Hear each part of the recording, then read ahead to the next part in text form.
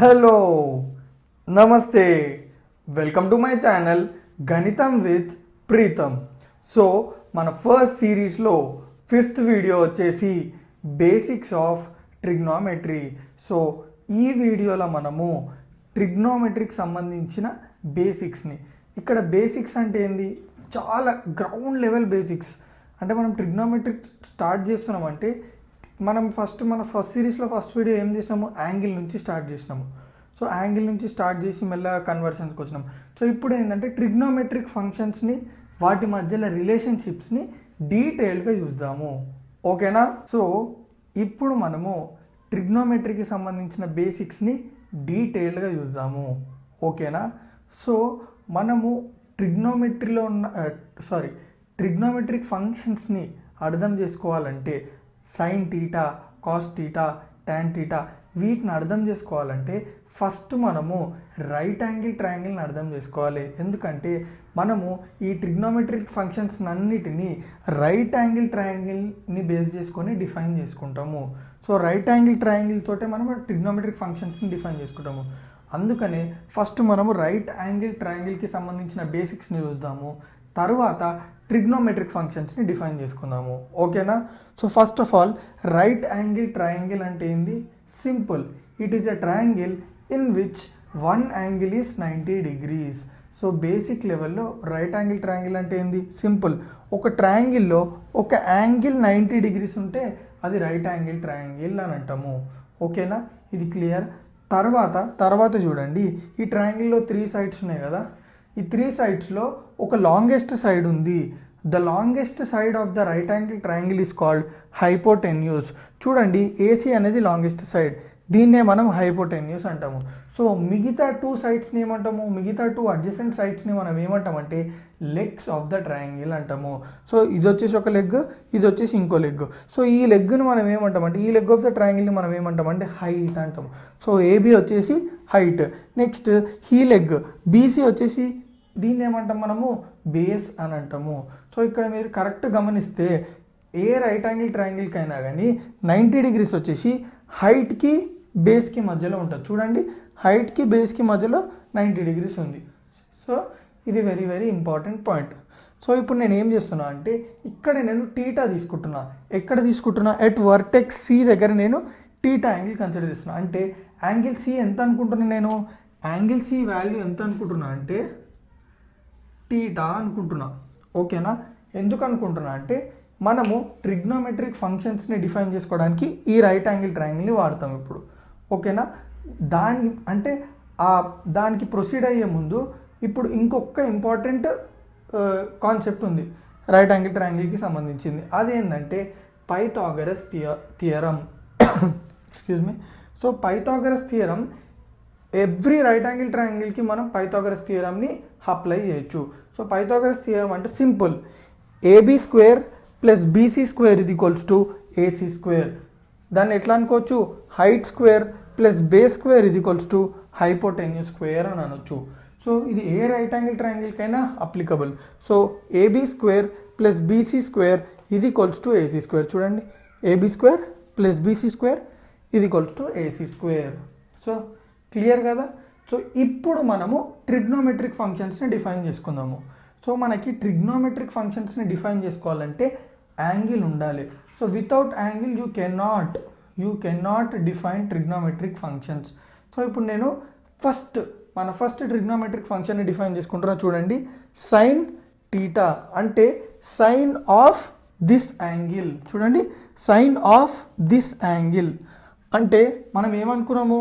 Sign of this angle ఇది equals to sine of theta ఇది equals to opposite by hypotenuse which is nothing but AB by AC.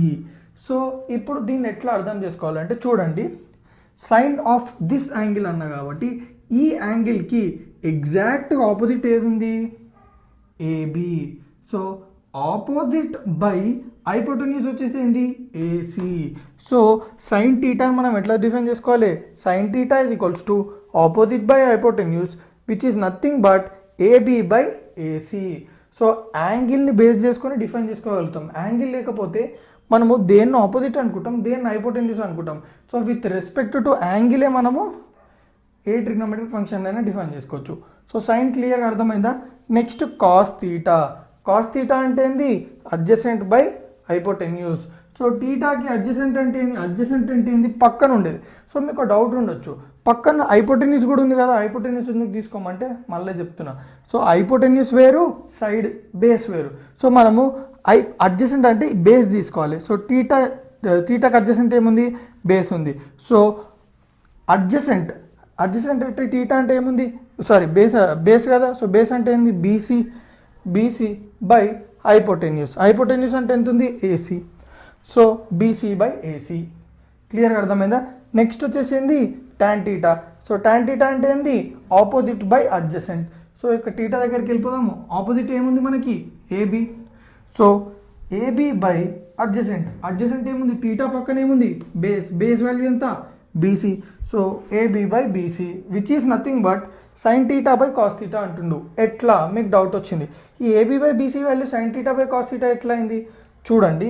Sine theta value ఎంత, so మనం sine theta by cos theta చేద్దాం.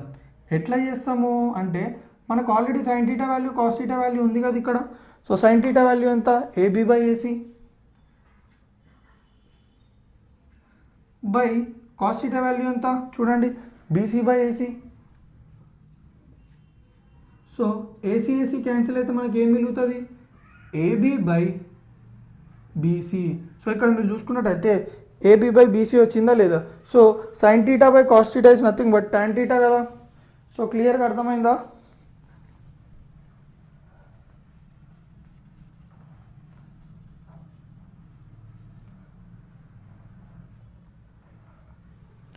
So క్లియర్గా అర్థమైందా.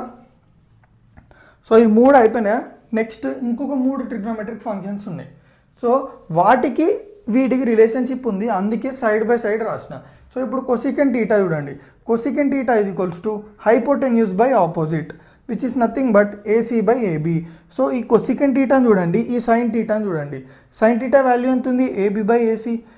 Cosecant theta value ఎంత ఉంది, AC by AB. ఈ sine theta వాల్యూకి exactly opposite cosecant theta value ఉంది కదా చూడండి. ఇక్కడ ఏబీ బై ఏసీ ఉంటుంది, దాన్ని రివర్స్ చేస్తే ఏసీ బై ఏబీ కదా. So cosecant theta is exactly opposite అంటే రివర్స్ ఆఫ్ సైన్ థీటా. అందుకే మనం చూడు AC by AB is equals to 1 by sine theta అన్నాము. సో ఇప్పుడు ఈ 1 by sine theta cosecant theta సేమా అంటే చూడండి, మళ్ళీ అందులో సైన్ థీటా వాల్యూ పెట్టండి. 1 బై సైన్ థీటా వాల్యూ ఎంత ఉంది మనకి, AB by AC. So AC మీదికి వెళ్తే మనకేమొస్తుంది, AC by AB, AC by AB. So మీరు చూసుకున్నట్టయితే ఏం వాల్యూ వచ్చింది, 1 బై సైన్ థీటా చేస్తే మనకి ఏమొచ్చింది, ఏసీ బై ఏబీ వచ్చిందా లేదా, AC by AB which is nothing but cosecant theta. అందుకే cosecant theta is nothing but 1 by sine theta. So క్లియర్గా అర్థమైందా. సో నెక్స్ట్ వచ్చేసి secant theta. So secant theta ఇప్పుడు మీరు చూడండి, సీకెంట్ థీటా పక్కన ఏముంది, కాస్ థీటా. అంటే దాని అర్థం ఏంది, secant theta is exactly reverse of cos theta. So చూడండి secant theta is equals to ఇక్కడ అడ్జసెంట్ బై ఆపోజిట్ ఉంది, ఇక్కడ హైపోటెన్యూస్ బై అడ్జసెంట్ ఉంది. Sorry adjacent by extremely sorry, ఇట్లాంటి బ్లండర్స్ చేస్తుంటా. హైపోటెన్యూస్,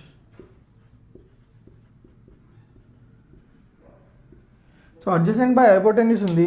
సీకెంట్ థీటా చూడండి హైపోటెన్యూస్ బై అడ్జసెంట్ ఉంది, exactly reverse AC by BC which is nothing but 1 by cos theta. Same దీని లెక్కనే. So next వచ్చేసి ఏంది, కాట్ థీటా. కాట్ థీటా కూడా exactly reverse of tan theta. So ఇక్కడ tan theta చూస్తే opposite by adjacent ఉంది, ఇక్కడ కాట్ థీటా చూడండి అడ్జసెంట్ బై ఆపోజిట్ ఉంది. సో ఇక్కడ ఏబీ బై బీసీ ఉంటే ఇక్కడ ఏముంటుంది, బీసీ బై ఏబీ. సో మనం కాట్ థీటాని 1 బై టాన్ థీటా అనుకోవచ్చు కదా.